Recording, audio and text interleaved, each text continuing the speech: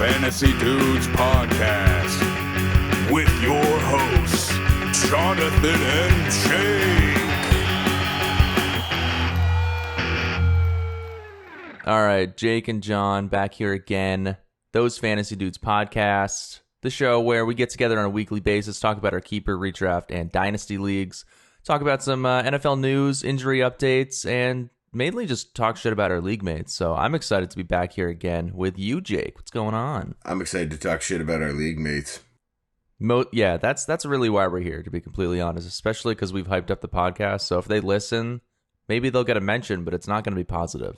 No, it's not. I'm going to go ahead and plug our socials. Check us out on Instagram at Those Fantasy Dudes, Facebook at Those Fantasy Dudes. Check out our website that I worked really hard on if you want. ThoseFantasyDudesPodcast.com. That's where you can go ahead and check out our contact page, learn a little bit about us, maybe send us a question or two for the podcast. We can read those on the show.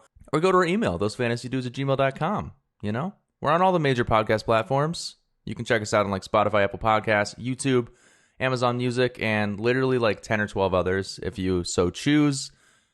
But anyway, with all that out of the way, Jake, fantasy football and the regular season of the NFL starts in like 4 days.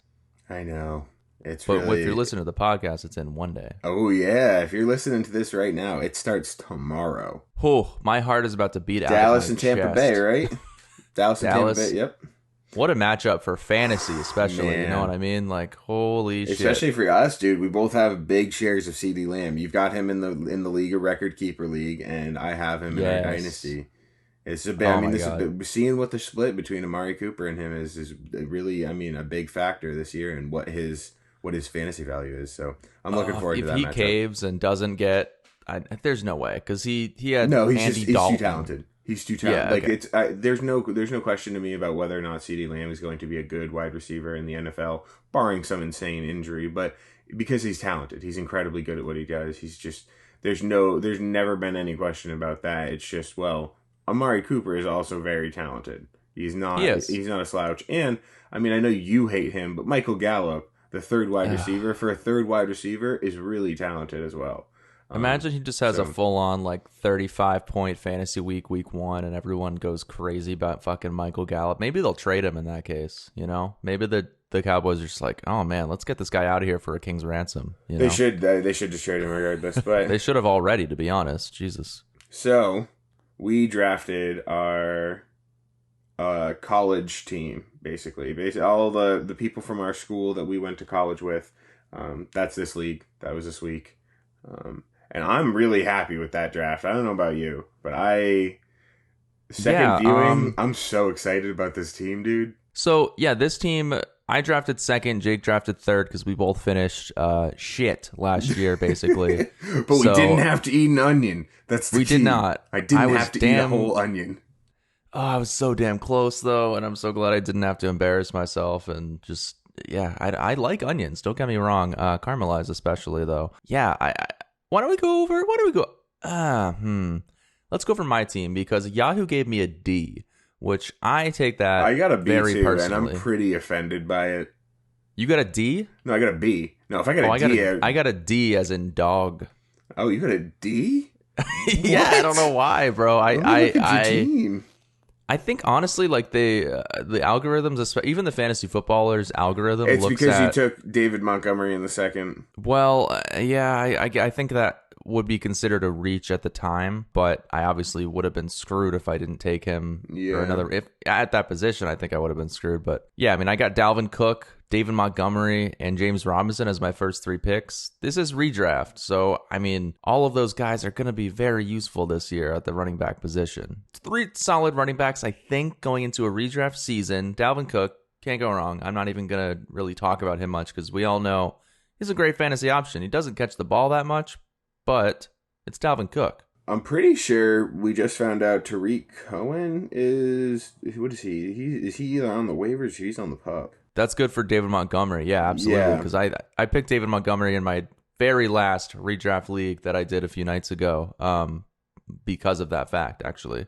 I took him over Chris Carson and some other guys because me and you are both super hyped on David Montgomery this year. You know, I think you're a little bit higher on him, but he's gonna have a good opportunity. He's a good player, and man, after I watched that one video where he was talking to Matt Nagy, and like didn't realize he was on like camera, and then he turns around and he basically tells the camera like, watch. That's just, I buy into narrative a lot. I get really eaten up on narrative, and I like his. Your team could be really hit or miss. That's the thing. You've made some like hard positions on players that Yeah, and I think the positions that could realistically miss. I mean, Chase Claypool. You don't know. I think that he definitely had some spurts last year where he's going to be incredible in the NFL no matter what. I think so too. His athletic ability is just, unbelievable. So I think he'll be fine. I think it's just a matter of if you want him in a PPR league or not, because I drafted Deontay Johnson in the same round that you got Chase Claypool. I would take Deontay Johnson every single time. And I would have. That's the thing, is because since we were drafting 2-3 and then in a snake draft, we're each going to be able to snipe players from each other. That's exactly what happened, to no surprise, because I sniped Trey Sermon from you later in the draft. So that was out of spite. You don't actually care about him. That was out of spite. I don't think I care about him nearly as much as you do, but I needed a fourth running back at that point, and that was the choice. So can I flex my team? Or you got any other hot picks you want to talk about from me? I do want one more pick that I'm going to mention, and that's the TJ Hawkinson pick. I think that's the last tight end that I am willing to draft without just completely throwing the position. He's going to be the number one target on that team. They just literally got rid of Brashad Perriman. They just cut him after they paid him like $3 million to be there for no reason. $2 million guaranteed to not play for the Lions. Hey, I'll not play for the Lions for $100,000. They can give me $500 and I'll not play for the Lions. I honestly, $450, I won't play for the. Okay, yeah, I'll do it for 20.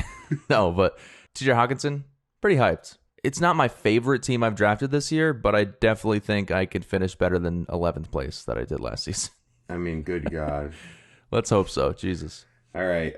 So I drafted third. Yes, you did. And I got Alvin Kamara, who in redraft should be your third overall choice. Here's the thing. When you look at data on vacated targets, a lot of the time what happens when there's vacated targets and offenses change is a lot more checkdowns happen. And you know who's a checkdown machine and a passing game machine? Alvin Kamara. Clear cut. That's the reason I got him. Picked up Clyde in the second, which I was really happy with. I'm happy he fell thanks to that little injury dip he's got going on now. I'm not worried about it. He's on a great offense. What is the injury exactly? Because I had the dilemma of picking him as like my fourth running back the other night, and I did not take him. Something going on with the ankle. I as far as I know, it's not anything long term. I'm pretty sure he plays week 1. Okay. And then I picked up another injury with AJ Brown. I actually don't know what's going on with him, but I know he's slated to play. He'll be fine. 1. Yeah. I don't think we should be concerned about it. If it was actual news, people would be talking about it. So I'm not concerned about that injury either. And then I got Lamar Jackson, Cooper Kupp, Deontay Johnson, Robbie Anderson, Michael Pittman Jr. And here's the steal of it all to me. I picked up Michael Thomas for an 11th round pick. Insanity. And then immediately put him in my IR slot after the draft. So he doesn't even take up a roster spot. And then I used that roster spot to pick up a flyer on Phillip Lindsay to see what the workload split looks like there. Because right now, the other two guys that have supplanted him on the depth chart, being David Johnson and Mark Ingram, are an average age of like 31. So I'm not too worried about them. I like David Johnson. David Johnson won me a championship last year. This is not an anti-David Johnson take. This is a Phillip Lindsay is still like 25 and they are like 31. So if you look at 31-year-old running backs, they're not generally ones that hold up. So, but that's enough Phillip Lindsay apology. If you're going to be in the Houston backfield, if you're going to have a hand in there, I think Phillip Lindsay is a good call. Just he is the younger running back. He's a good volume back, and he's talented. He's shown he can be good. I'm also excited about Michael Pittman Jr. T.Y. Hilton, yeah. I don't think he plays this year. I truly don't. He's old. I hope not. I've been over him for years. He went up for a contested ball and hurt himself during the preseason. Because he's elderly. Yeah, I mean he's old. And so, yeah, I'm really honestly the best. I think the best turn I had here, because when you draft at like 4 and below, you pretty much drafted on the turn, was Cooper Kupp and Deontay Johnson back to back with a 5th and a 6th.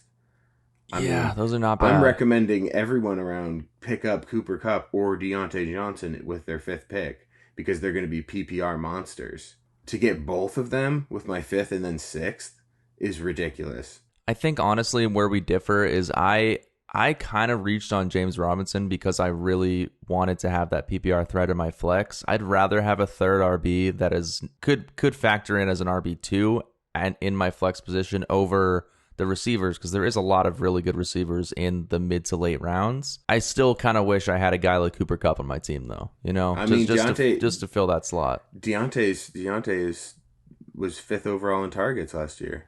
Yeah, no, that's an insane flex option that I would have taken if he was there for me. I like your team. I do like. I mean, I hate your team, but I like your team, and I do like your chances as well. Barring injury, you got some good options your there. In so hard. All right, well, why don't we get into our matchups for Week 1 in our Redraft League? Talking matchups. I've got a tough Week 1 matchup. It primarily you're going against the last year's winner, actually. So good luck with that. Play him every year, Truman. It's a great matchup. He's got a good team as well. He's got a solid team. I think honestly some of his projected, because I'm still projected more than him. I know Yahoo's projections are kind of but I think I beat him as long as AJ Brown plays and Clyde Edwards-Helaire, which I believe both of them will. He's got Wilson, Lockett, Judy, Harris, Taylor, Andrews, and Myers in his starting lineup. And I think really where he's got the biggest advantage is Andrews, and then that's pretty much it. Everywhere else, otherwise, we are pretty matched up. I mean, I would take Cooper Kupp over Jerry Jeudy. I would take AJ Brown over Tyler Lockett. I would take Deontay Johnson over Jacob Myers. Every pick that he's got, I'm happier with the ones I've got. So I think I win this one. Yeah, I think all things considered, you both have really good defenses too. You got to factor that in. You have the Washington football team, and he's got San Francisco, so you never know. That could be the difference maker. But I don't like the Jacoby Myers flex option there. But I'm looking at his bench, and I probably wouldn't put anyone else in over him. So I do think that you definitely win in that position as well. All 3 of your receivers, I think, are gonna beat out his receivers. I love that I have 3 studs and then Robbie Anderson, a great wide receiver too. And honestly, then you got Pittman there, who is gonna be a wide receiver too this year. I think he will too. He's such a great. It's nice to not pick. have to rely on him full out. Yeah, I'm the same, because I picked Pittman in plenty of drafts late. So yeah, I'm me. I'm going against the guy who lost the league last year, last place, the Onion Eater, Chris.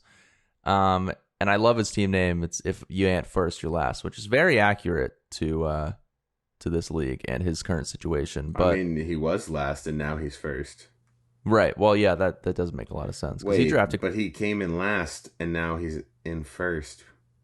So if he ain't first, he's last. Well, it actually does. Well, the whole context of that saying makes zero sense in the context of the film as well. So it's like it's never made sense, but it's just hilarious with the Ricky Bobby photo as his picture. So he's got Christian McCaffrey, which I love Christian McCaffrey, but I don't love going against Christian McCaffrey, especially playing the fucking Jets. So, oh my God. With Sam Darnold on a possible revenge game narrative. God, I hate that. I hope him and Zach Wilson get out there and it is just a shootout. I want to see Zach Wilson sling it and run for 100 yards week 1. I wouldn't mind that, because I drafted Corey Davis in my other league, and I think he could be a steal this season because he loves Corey Davis. Yeah, Corey Davis is a great pick this year. I mean, I'm a big Elijah Moore guy. Don't got to convince me about the Jets. I know, the Jets, exactly. I think the Jets are the team of the future. And Tony Romo agrees with me. Do you know more about fantasy football than Tony Romo, John? I guess not. That's I don't right. know. You I don't. mean, No, you don't. You don't. Tony Romo knows a lot more about football and fantasy football. he's got some hot takes. He can pick apart an offense like Hey, nobody's business. John, were you an NFL caliber quarterback for more than a decade? I played quarterback in middle school, so Yeah, and then you got beat in the state game, and you had a that was rough in car fifth ride grade. home. That was elementary school. That was very sad. Okay, we won every single regular season and playoff game, and then lost the championship game and got shut out. And I cried on the way home. Man, I'd I was cry on my way 12. home right like now, too. no, I was younger. I was like 11. Yeah, It's Tate's horrible. pretty young. Yeah. Do you want to make children cry? Yes. Yeah. Yeah. Just be bad at football and you'll cry at 12. Exactly. Yeah, that was a brutal game that I didn't want to relive right now. But thanks for bringing it up, Jake. Hey, man, I'm just trying to make sure you have a good Sunday.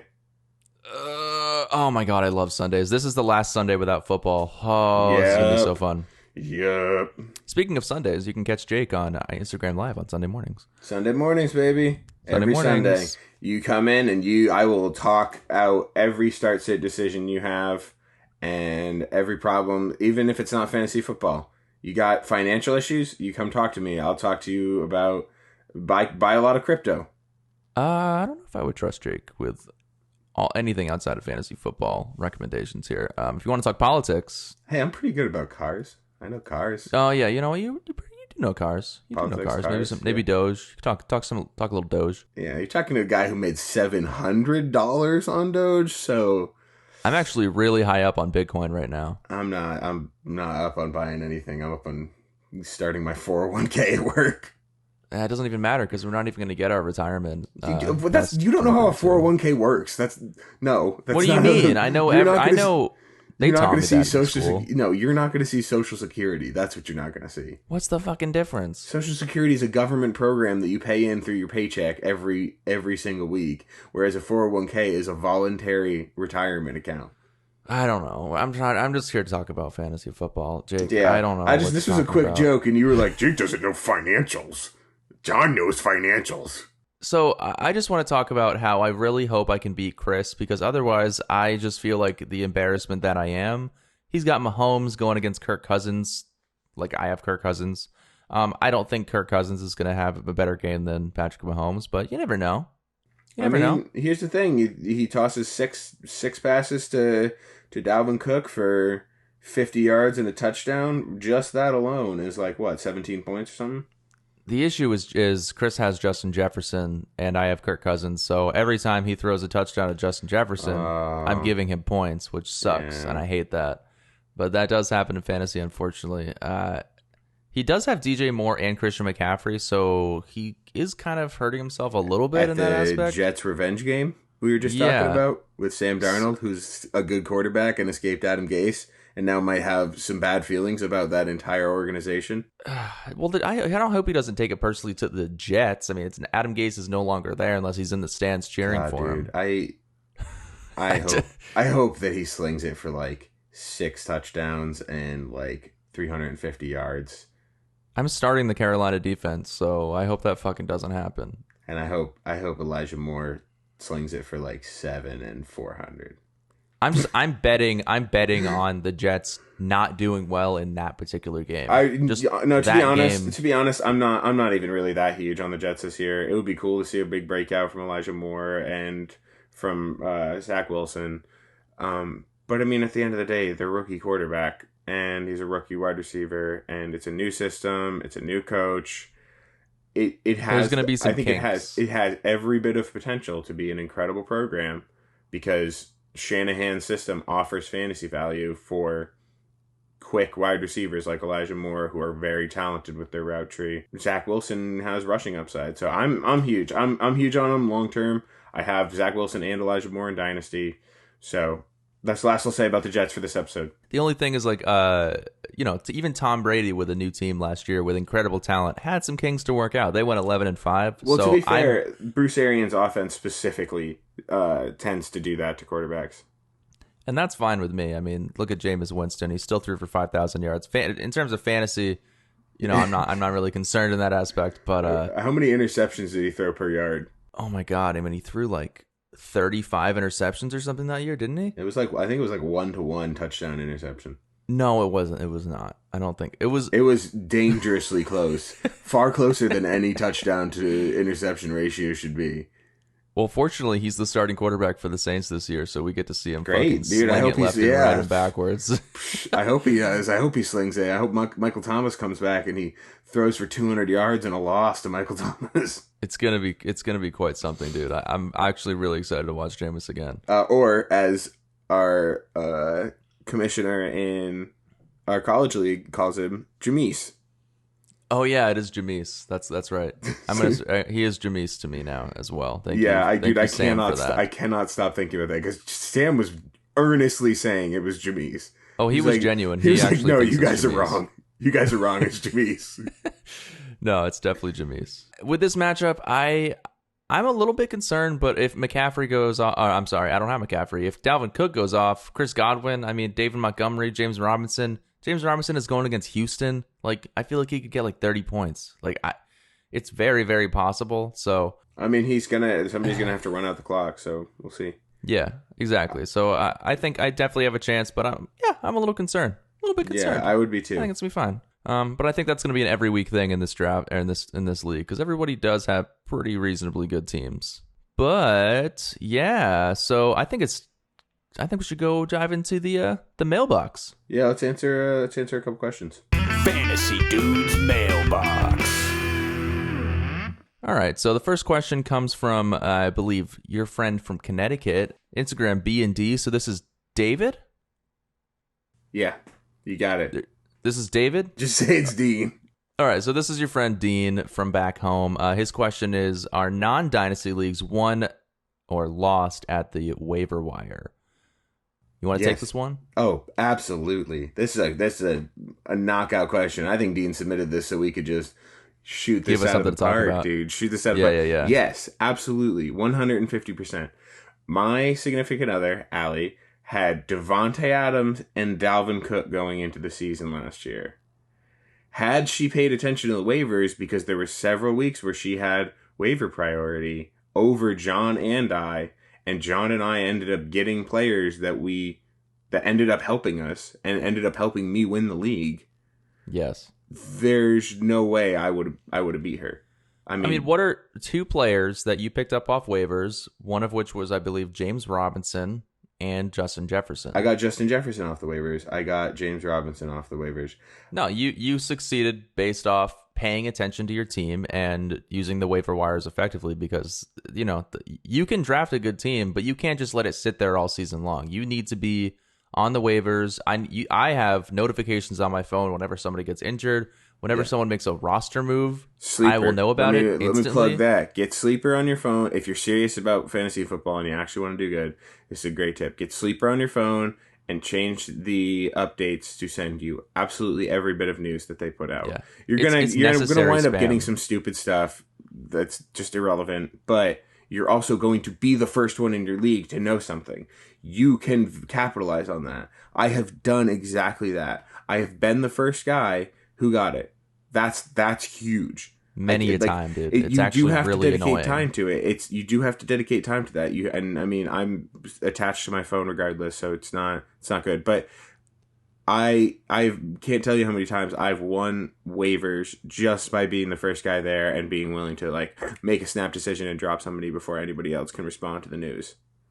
And you have instant value on your team. It's like, okay, this guy blew up. Like, let's say Chase Claypool, he just scored 36 points and you just picked him up. Somebody wants him and you can get extreme value for these players that are selling at an all-time high. Yep. So just pay attention. That's all you can say. If you want to win fantasy, literally just pay attention to the waiver wire, pay attention to all the news, injury updates, who's going down, who's their backup, stuff like that. And just the random guys that blow up out of nowhere. If you want to, there's a saying, if you want to win back your league dues, you got to put at least 200 hours into fantasy football.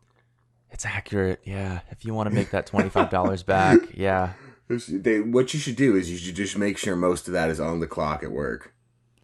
Yeah. Yeah, it's It's the bragging rights of beating your friends and making back, a very small sum of money, unless you're in a significant league that has big league dues, which I'm really not. I'm pretty back up on my, because I came in first in Sam's league, I came in first in your league this year, and then I've come in second the last couple of years. So I'm making money on fantasy football. I know at some point that's going to end, and I'm just going to lose every league for like 3 years in a row. Oh, I really hope so, dude. But I need you to stop winning money, because I have come so close to winning money, but I just haven't won any money in the last like 4 years.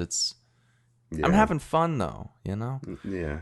Anyways, let's go on to the next question here. It's from the Fantasy Charger on Instagram. I believe that's also his tag on YouTube if you want to check him out. He's a very similar page to ours, but he's asking Gus Edwards or Josh Jacobs this week. Josh Jacobs is playing Baltimore. Oh my God. Gus Edwards. So they're playing each other. Gus Edwards. Yeah, no, not even a question. Baltimore's defense. I mean, I'm a little biased, love Baltimore, but I know everything about Baltimore's defense. They're going to be amazing. They're good. They're a good defense. They've got depth, and it's not going to work out well for Josh Jacobs. Yeah, and it's unfortunate because they just signed they signed someone else in Oakland. Yeah, at the running back position, which I don't doesn't understand bode what well Gruden's for doing over there. Yeah, I don't either. But and Gus Edwards, however, comparatively, is facing up against a Las Vegas defense that's not good. Not great. Yeah. I would start Gus Edwards here as well. I'm actually 100%. pretty hyped on him. He's going to get the ball. He's going to get checkdowns, and it's a rush heavy offense. You can trust the Ravens that they're going to give the ball to Gus Edwards. I'd feel a lot more confident putting him in a flex or even an RB2 position over Josh Jacobs this week. Yep. And most weeks, to be completely honest. So agreed. Easy question. Next one is Jonnu Smith or Robert Tonyan this week. Robert Tonyan. Yeah, I'm going to go Robert Tonyan as well. Didn't even look at the matchups. I believe in... Well, I know the Patriots are playing Miami. I don't know who the Packers are playing, but playing New Orleans. New Orleans? Okay. It's supposed to be at New Orleans, but it's not going to be there because... It's going to be in Jacksonville. They don't have a stadium that they're able to... Robert Tonyan is just really good. And not that Jonnu Smith isn't good. I think Damian Harris is going to get a lot of work, and I just don't... They brought in 2 tight ends, and they don't have one. Well, that's the thing. If you are getting points for your tight end blocking, then I think Jonnu Smith is a great choice here. But yes, he can catch the ball. Yes, Hunter Henry can catch the ball. They're good tight ends in terms of receiving chops, but they're going to block a lot. So I'd rather have Robert Tonyan in there, who is going to do good with Aaron Rodgers. So I think Aaron Rodgers is going to sling. I know it's another narrative, but he's there for one more year. He clearly hates the Packers organization at this point. I love it. So funny. And I just think, I think he's going to get out there and be like, eat shit. I'm going to make whatever decisions I want on the field. What are you going to do? Fire me? Like, I'll retire. Yeah. So it's ridiculous. I think it's going to be an incredible season for almost any Packers player. All right. Jalen Hurts or Tom Brady this week? I know you hate Jalen Hurts. Okay, so I don't hate Jalen Hurts. I got challenged on this by one of my friends who was like, "Ooh, I don't know about this one," and I was like, "Okay, look, I don't hate Jalen Hurts. They brought in other guys. It's the Eagles, dude. I can't. I've never been stoked about fantasy production I've got from the Eagles, other than Zach Ertz a couple games after I traded for him. So it's like, I'm not big on the Eagles." He's one of those players, and I've said this before, I'm willing to be wrong on him. I don't know. Yeah, it could be great. He's got great rushing upside. I'm not saying I wouldn't take him if he fell to me, but I'm not going to reach on him. I don't think he's God's gift to football. I don't know. I don't see it the same way some people do. I have a lot of hope for Jalen Hurts. I think that the